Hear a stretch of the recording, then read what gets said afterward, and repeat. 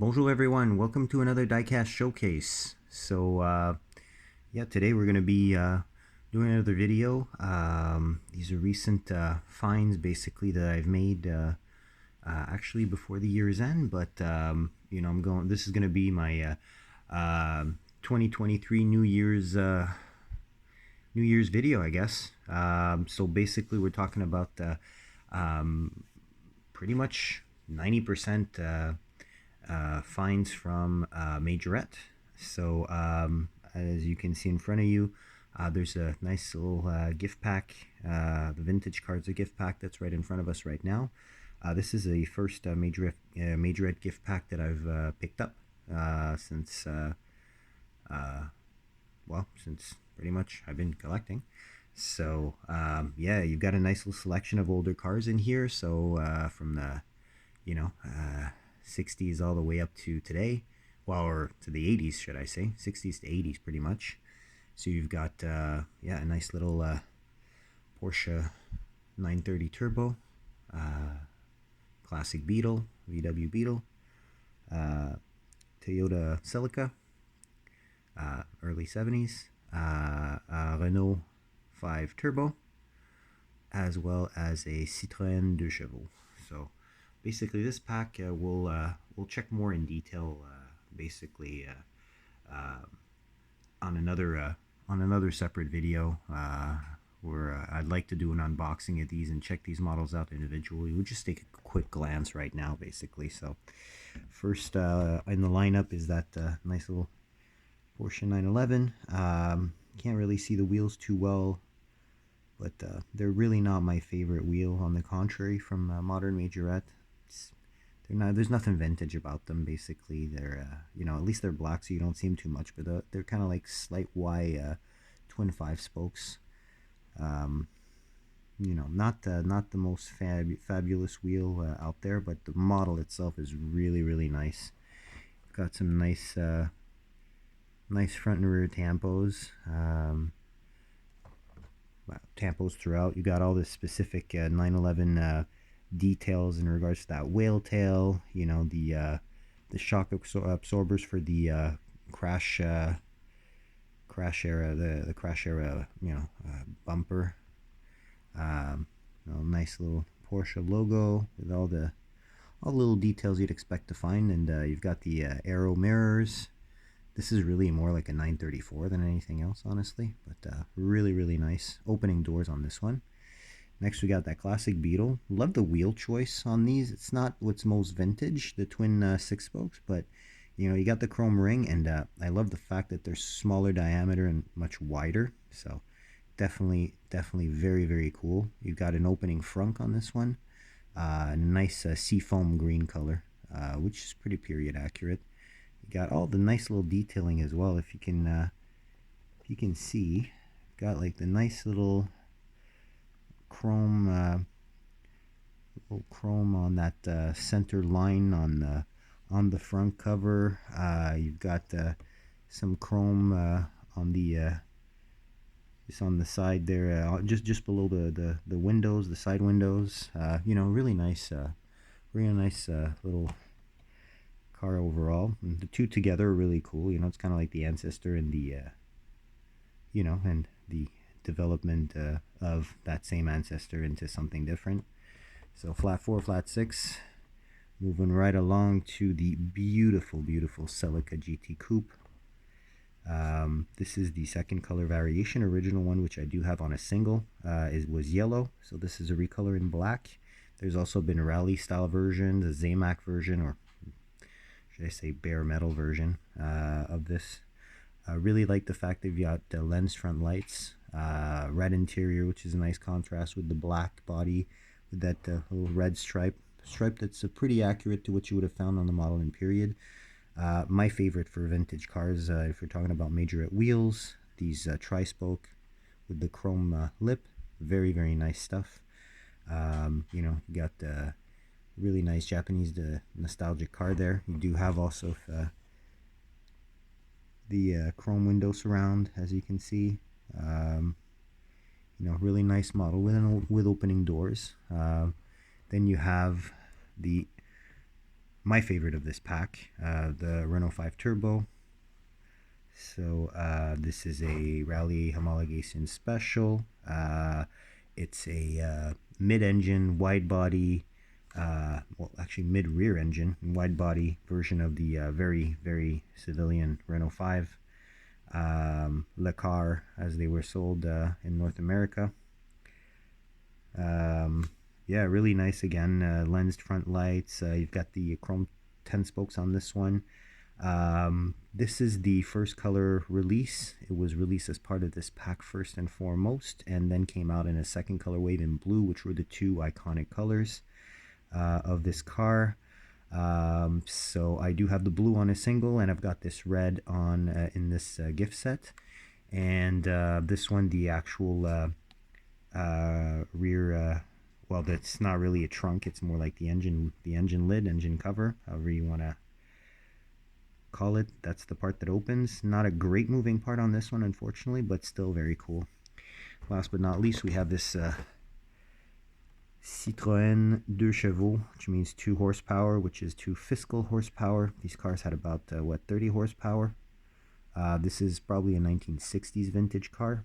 You've got the big aero disc wheels specifically on this model. There's 3 holes, as you can see on the these are because these cars came with 3 bolt pattern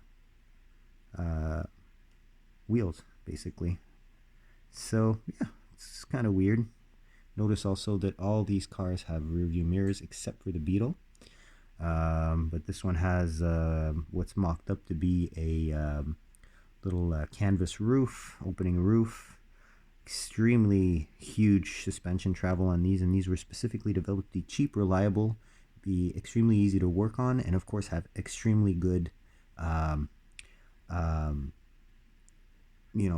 off-road capabilities if we're talking about suspension travel, to be able to be used by farmers and people that would have to go through not in not so great condition dirt roads and whatnot. So, and yeah, this one, the hood opens as well. So 5 cars, all with moving parts, which is pretty cool. And the reason why I'm showing this today is that basically I was able to acquire my second Majorette 5-pack, and not too surprisingly, it is another vintage gift pack. Now this one has a couple nice surprises. So you can see the 5-car lineup already. The Porsche 917, which is a new casting. The Toyota 2000 GT, a little nod to the JDM. A Dodge Charger, 1970, I believe. A recolor of that same Renault 5 Turbo in yellow, which to me is the first time I see. And an even nicer vintage French car, a Citroën DS19. So let's take a closer look at these. Now, first, and obviously for most, this is going to be the star of the pack, the 917 Porsche with, kind of like a heritage livery on there, something that's fairly accurate to a real Porsche livery from Le Mans in the late 60s. Basically, you've got the full opening clamshell on this one in the back, which is really cool. So you can take a peek at that flat 12, air-cooled flat 12. Very cool, very cool car. Lensed fronts. This is miles ahead of the basic Hot Wheels cast. Yeah, it's definitely a really nice. And there's several color variations already in heritage liveries that have been issued out by Majorette at this point. Next up, we have the infamous Toyota 2000 GT Coupe in classic white with those beautiful tri-spoke classic wheels. This is one that I do have on a single, so that's going to be up for trade locally. So as to, kind of, I don't want to create a collect duplicates of exact duplicates of any car. So yeah, it's in the gift pack. I've got it on a single. The single is out the door. So next up, I've already shown anyways this one in my little Majorette showcase from a few months ago. So if ever you guys want to backtrack and check that out, check out some more Majorette goodness, feel free to do so. A little bit of everything for everyone. Now the next one here is this 1970 Dodge Charger. Oh yeah, opening hood by the way on the 2000 GT. So you can see that 2-liter straight 6 Yamaha engine. Same thing here, opening hood also for this 1970 Dodge Charger to be able to take a peek at that big V8.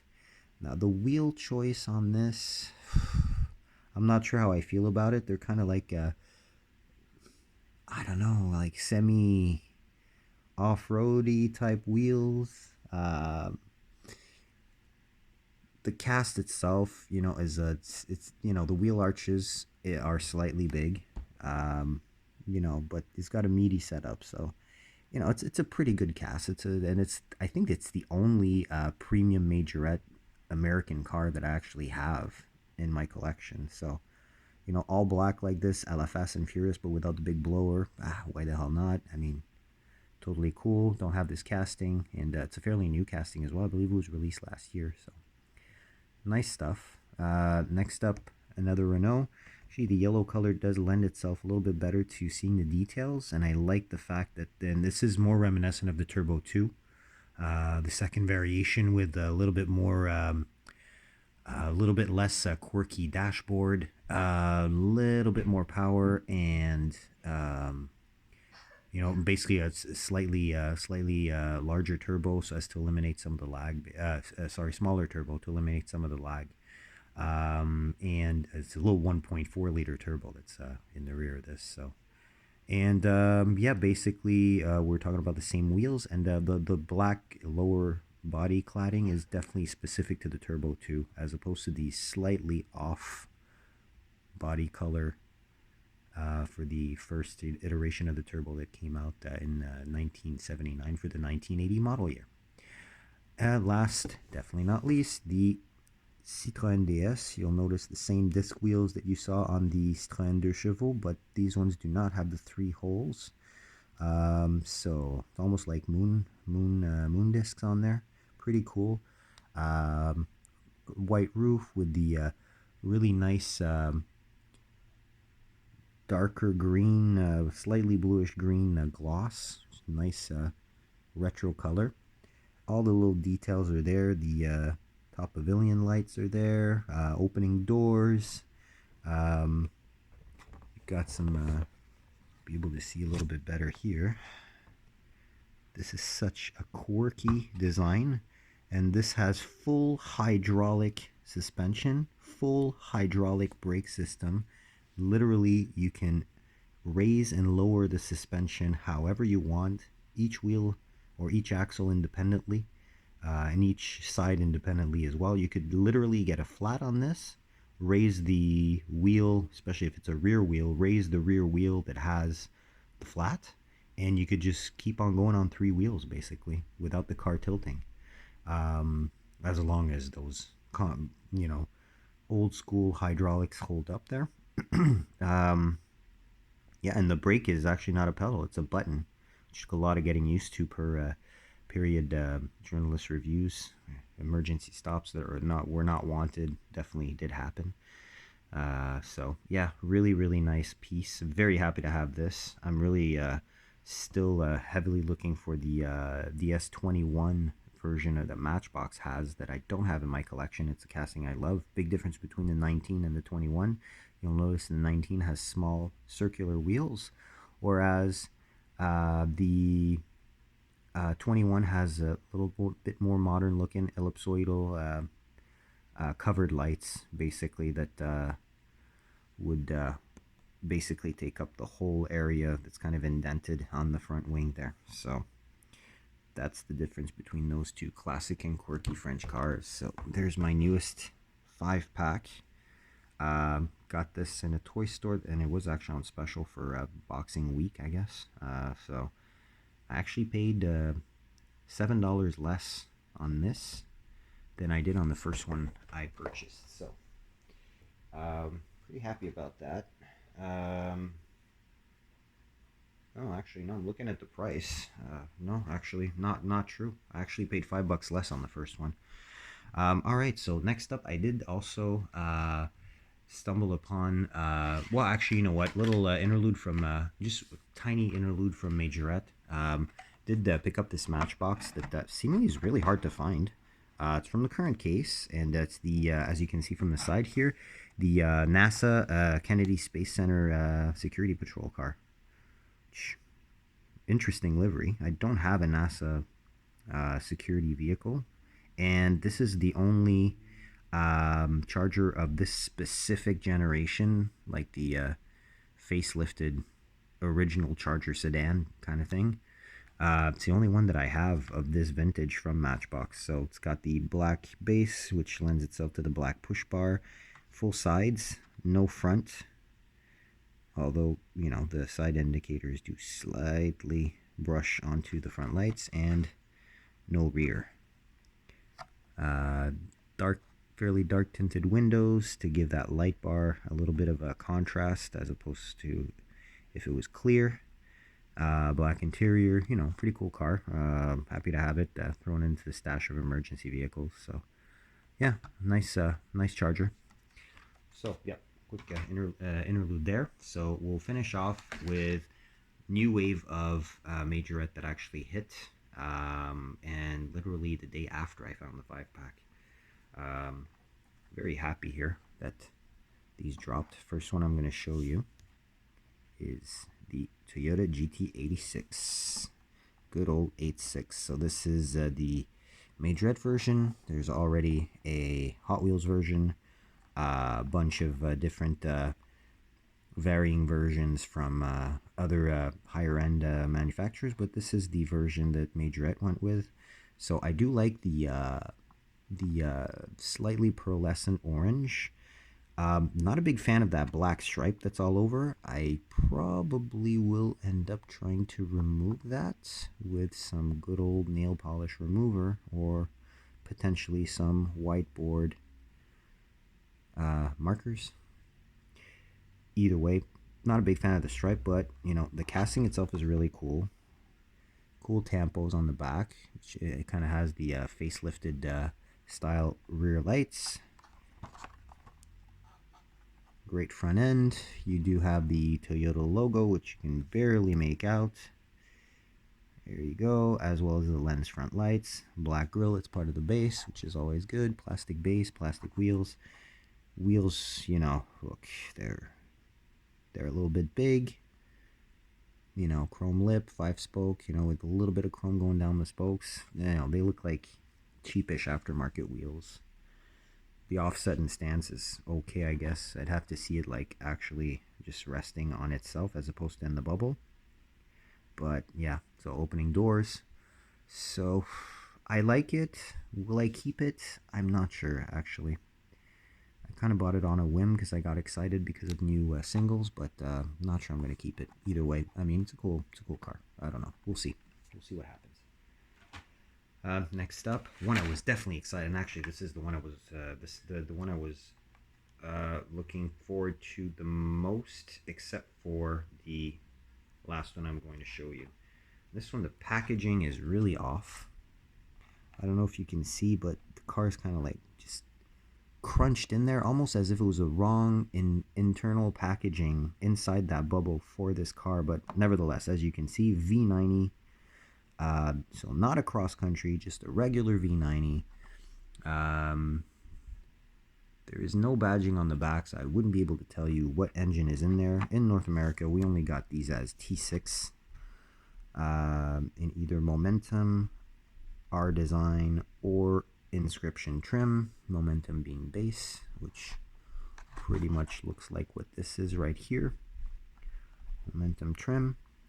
And our design is the more sporty one, and Inscription's kind of like chrome and wood type finish. That with the bigger sound system, more standard equipment, bigger blingier wheels, and more chrome on the body. Basically, this definitely looks like a Momentum. No badging, so it's hard to tell, but Volvo grille is perfect. All the bumper vents are good. Lensed front lights. Kind of funny that they did the opening doors as opposed to an opening hatch on this one. But nevertheless, red is definitely an kind of like an oddball color for this vehicle. And unfortunately, those beautiful, beautiful V-Series Volvo rear lights are undistinguishable because of the red paint. So that's a little bit of a letdown, and there are several colors of this model that are in existence, but unless you're European, they're very hard to get your hands on. So, or actually, if you're in Thailand or Malaysia or areas of the world where are closer to where these are actually produced. So yeah, so that I'm really happy. I'm a wagon lover, Volvo fan, so this was one I was definitely looking into. Not the colorway I was most looking forward to, but either way, very cool wagon. So second to last is the cast I was most looking forward to finding without having to resort to Feebay. Because honestly, shipping is murder to Canada from anywhere except from within Canada, and then it's still very expensive. Finally, as a Nissan nut, I was so happy when this casting came out a few years ago. And I was sure that I'd never see it because it's just so dang. It's been so long since it's been released, and this is the first time that I've seen these on North American soil, at least, well, in Canada. So yeah, chime in if you guys have seen this one before, if you have it already. But look at this, the A31 Nissan Cefiro. So this is basically a car that I really, really wanted to import from Japan when the pre-2009 JDM import craze was in full effect up here in Quebec, Canada.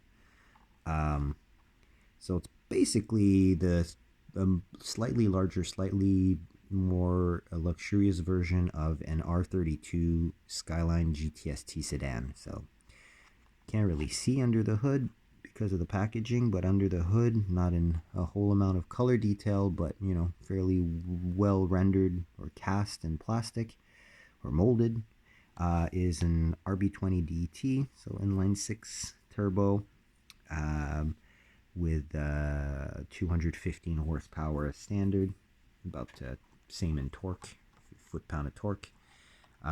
These were actually sold on some markets as the Altima, and you can definitely see where the first generation Altima that we got here got its styling cues. This came out in '87. So for an '87, I mean, it's pretty modern. It's pretty.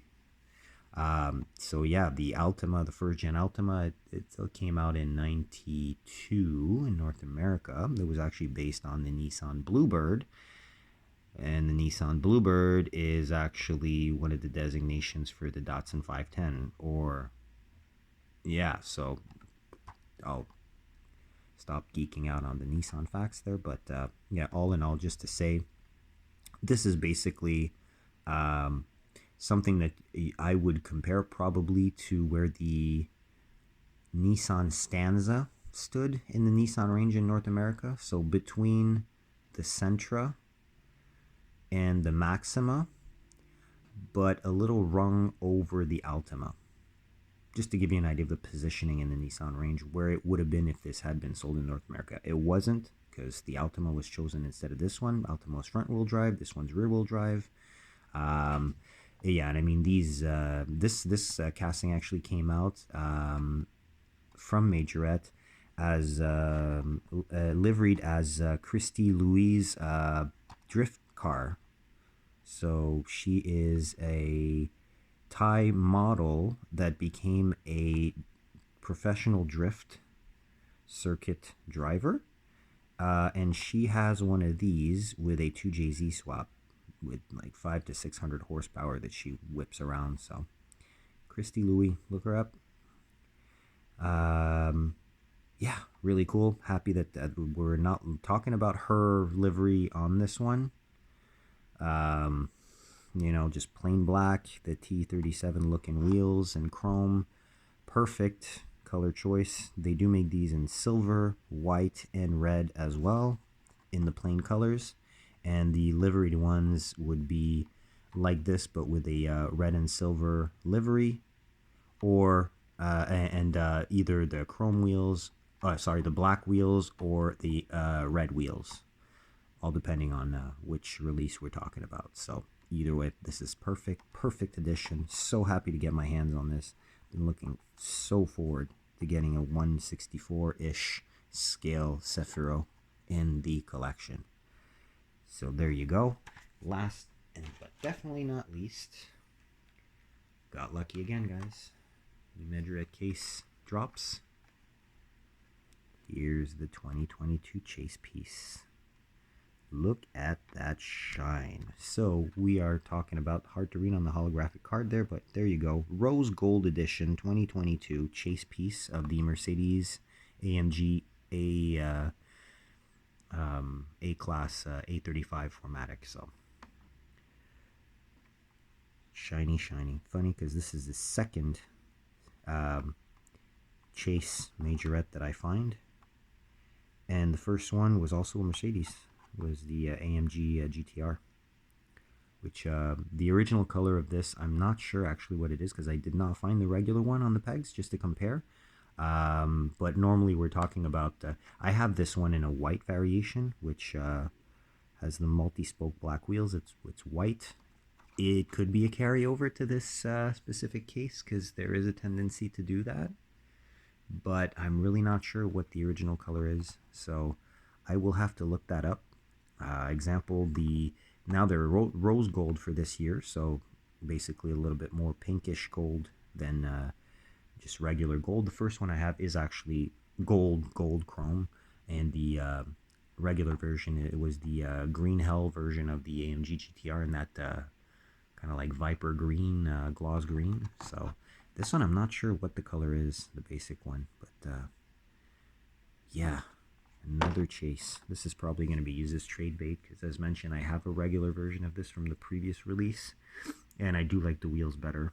A nice white A-Class, AMG A-Class with black multi-spoke wheels. Looks really good. This one looks good too, but I don't know. I get the feeling I could get something cool out of this. So, and if we're talking about trades, so yeah, I'll let you go with a last little stare at this. So if you enjoyed the video, please don't hesitate to subscribe and like the video, of course. Leave your comments below. Which of these models that showed off today was your favorite? Of course, I'll wish you all the best of luck in hunting. Happy New Year, and I'll catch you on the next video. Take care, everyone. Stay safe. Bye-bye.